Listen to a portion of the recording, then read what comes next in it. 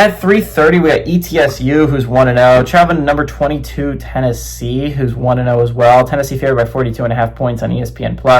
Joey Aguilar went 16-28, threw for 247 yards, 3 touchdowns, 0 interceptions in a pretty solid win against Syracuse. Star Thomas had 12 carries for 92 yards, and Braley Staley had 4 catches for 95 yards and a touchdown. And this is a good game for Tennessee to get their momentum. Again, that was a big win against Syracuse. It showed what your offense is capable of doing. And this is a great opportunity against East Tennessee State to just keep the momentum going, right? You have a massive game against Georgia next week, and I mean massive. A game that could completely shift the perception of your program. Right now, Tennessee is viewed as a pretty solid team, a scary team in the SEC, but not, I would say, a top 5 program in the SEC right now. A top 5 team in the SEC, like a team that a lot of people do not think will be making the college football playoff. I think perceptions of Tennessee will change on a dime if they are able to beat Georgia at home next week. That is going to be a massive game in Rocky Top. That is going to be the star of the 3:30 window. All eyes will be on the Vols to see if they can do it. Again, a Tennessee win would put them in a phenomenal spot to try and go to the college football playoffs again, to repeat that. And it would just do detrimental things to Georgia, right? Realistically speaking, if you are an SEC team, you can afford to go probably 10-2 and make the college football playoff. But 9-3 is where things get dicey. You probably can't afford to do that. It's possible.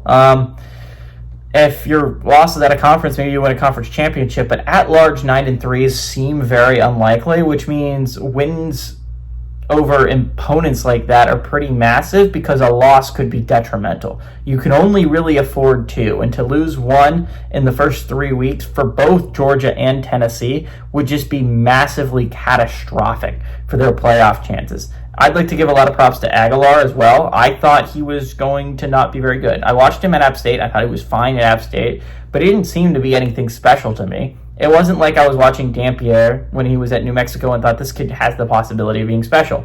Or John Mateer at Washington State last year. I'm like, this kid could be special. Cam Ward the same way. But I watched him at App State. He seemed fine. He seemed like a solid group of 5 quarterback. He just didn't make a lot of mistakes. But he aired it out against Syracuse, and he looked like the best quarterback I've seen in a Tennessee uniform since Hendon Hooker. And that's saying something.